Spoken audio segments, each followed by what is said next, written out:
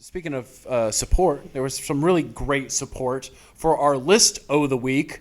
It's the best crowds. We had an incredible crowd at Long Beach State women's soccer season opener at George Allen Field against number 4 UCLA on Sunday. It was a record crowd, also records for students. So when the students get involved, you know you're going to have a good crowd. It got me thinking, and this is our list of the week.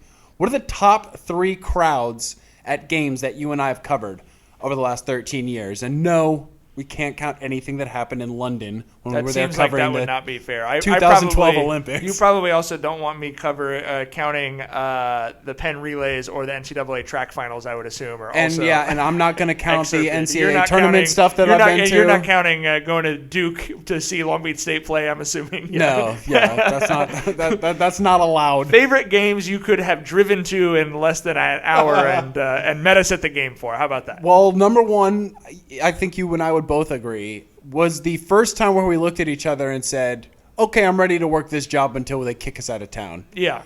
Long Beach Poly, Lakewood, CIF Pac-5 football semifinal at Cerritos College, 2009. 2008.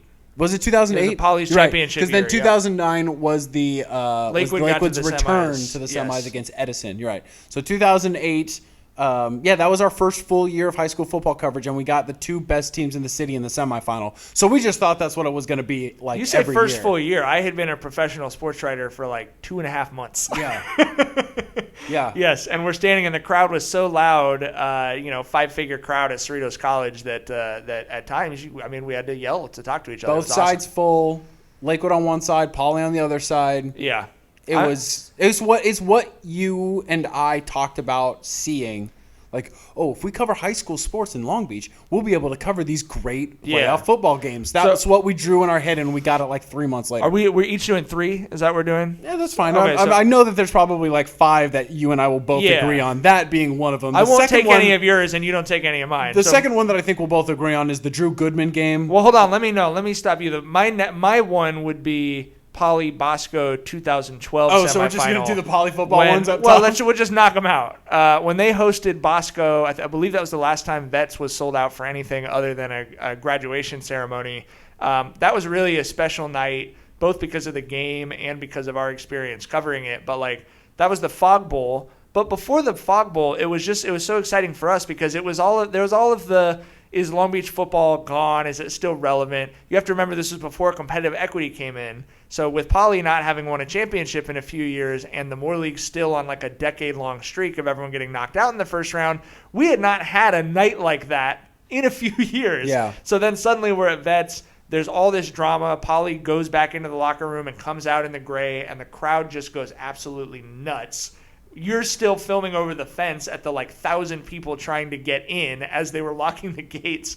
And then the fog rolls in. And hearing the crowd without being able to see them was one of the eeriest, coolest experiences I've ever had in this job. Yeah, I totally agree. And the one I just mentioned was also a really cool experience. The Drew Goodman League, when the NBA went on strike that summer, everybody was trying to find games. One of the games that everybody was able to find was with these old school summer ball leagues, like the Goodman League, like the Drew League from Los Angeles, Goodman League from New York. They both showed up to the Walter Pyramid at frickin' Long Beach State. Yeah. And so we just sat on the baseline and watched some of the greatest basketball players in the world play a pickup game for 2 hours. It was incredible, and the packed crowd was into it. You know what? That was the most fun I've had in the pyramid, except for what I would pick as number 2, which was the men's volleyball team winning a national championship in the pyramid just a couple months ago.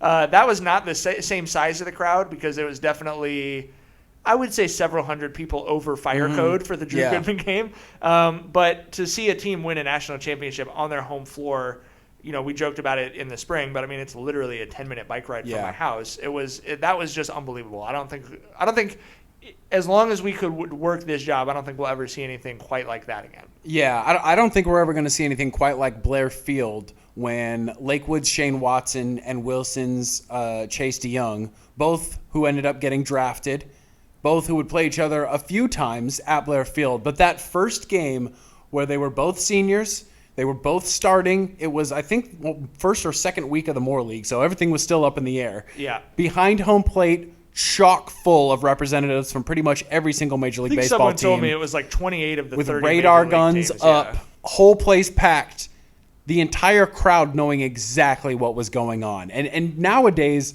that's not always the case. You know, like you think of even in Blair Field, you can think of some great baseball games that you and I have covered, but everybody in the building knew we are watching two possible future major leaguers go head to head in the best baseball rivalry this city has to offer And it was at just Blair like Field. two public high schools in Come the on, same man. league, man. Yeah. Come on. You and I were talking about this earlier. We're never going to get that again, but at least when it was happening, you and I turned to each other and we're like, this is incredible. This is incredible. Nobody's really appreciating how incredible this is. We're going to be talking about this for a long, long time. Yeah. I think that's so perfect. I have to say I'm struggling to put something on the level of those things we just talked about. I could definitely bring up, I feel like every CIF championship track meet I've covered, That's a good one. I've loved the crowd at. I think track generally, I just love how knowledgeable the crowd always is. Knowledgeable crowds are the best. Like I was actually going to say one that'd be like my honorable mention, and it's kind of cheating. But Missy May Traynor came back for the last AVP event here in Long Beach in 2008. That same summer, awesome. actually. And every person who was there to see the day of matches, because they play all day, was really just there to see Misty freaking sea-walk onto the court to Snoop Dogg and just be like, thank you, Long Beach, I'm out. They obviously win in straight sets, and it was just a really cool experience to have everybody there to see one person and really like the favorite daughter of the city. I think I would put up there the Poly Bosco State basketball. Anytime Polly and Bosco to get together, Mike is down. Do you remember that state basketball game, good. the Ropey Jordan Bell one that Jordan won on the last second with a tip in? At Cerritos College. At Cerritos College. That was I love a good basketball crowd because they're so close to the court. Basketball and volleyball, like I love that about those sports.